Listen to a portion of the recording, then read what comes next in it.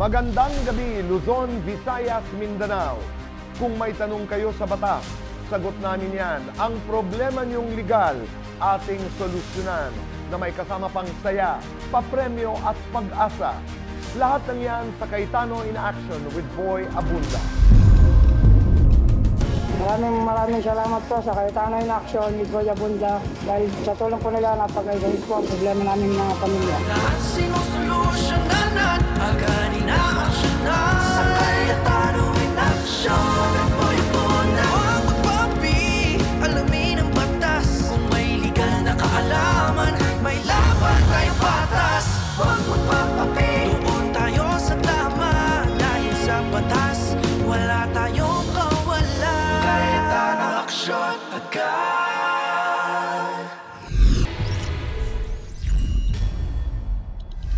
Paano po i-handle ang gambling husband at anong solusyon sa problemang ito? Rachel, salamat sa tanong mo. Alam niyo po, maraming nagtatanong niyan. Pero marami po nagtatanong ng paano yung may asawang sugarol o may asawang ginagastos lahat ng kinikita ng kanilang asawang OFW o kaya asawang manginginom. Kasi po, ibang-iba ang legal na solusyon at saka ang practical. So sa legal muna po tayo. Kapag existing yung kanyang addiction, no?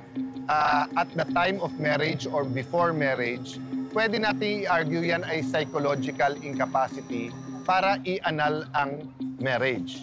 Pero kung hindi nga annulment ang hinahanap po natin o hindi paghihiwalay, de syempre po ang sagot po doon is paanong mahihiwalay ang iyong ari-arian para hindi ka madamay sa utang niya sa sugal or magamit yung pera mo.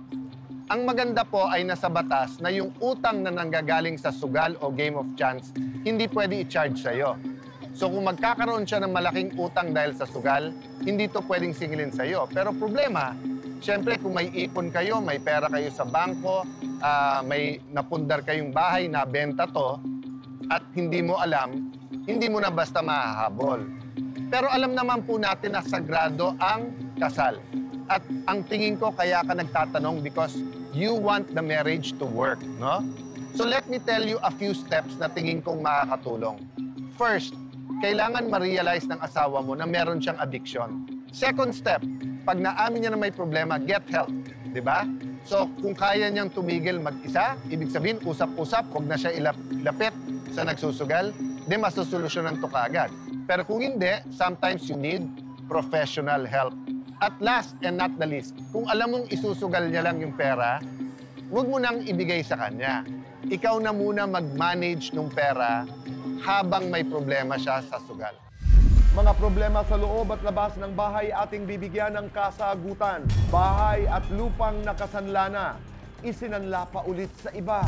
Yan ang reklamo ni Milagros kay Nieves na nagsanla sa kanila ng property na hindi nila alam ay isinanla pa ulit ni Nieves sa iba pa. Nagsanla po siya at tutubusin niya ito after 2 years. Kaya ako na isangla, may sakit yung anak ko. Bukod pa sa amin, meron pa po pala siyang ibang pinagsanlaan. Yung kapatid niya nagsabi sa akin na magbubulok daw ako sa bilangguan.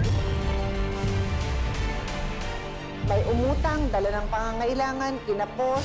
Ano dapat gawin pag may utang? Bayaran. Alam niyo naman po yun. So I think by law, dapat maunang bayaran yung unang inutangan. Sinasabi sa batas na ignorance of the law is no excuse. As a general rule, ang pinaparusahan sa criminal law yung intention mo. Baka ma-estapa ka nun. Ang harapan ng galit at kapayapaan ng kanilang kasunduan, saksihan sa case to face to face to face. Delikadong drainage na naiwang nakatiwangwang. Dulot ay aksidente sa naglalarong mga bata. At away naman sa mga nanay na napiperwisyo ng sirang kalsada. Nahulog po yung anak ko, alas 6 po ng gabi. May nahulog na bata na leptus. Napaka-purwisyo na po talaga nung butas na yon. Ang solusyon sa reklamo ni Cherilyn, panoorin sa Payong Kapatid. Mga kababaihan ng Iloilo at mga kabataan ng West Visayas State University, paano sila naging inspirasyon sa kanilang komunidad? Alamin at pasalamatan kasama si Ate Pia at ang tagapagtanggol ng Encantadia, si Sangre Adamus. Kilalanin sa Ask Boy Abunda with Kelvin Miranda. Lahat ng yan, pakatutukan sa Cayetano in Action with Boy Abunda. Aksyon agad.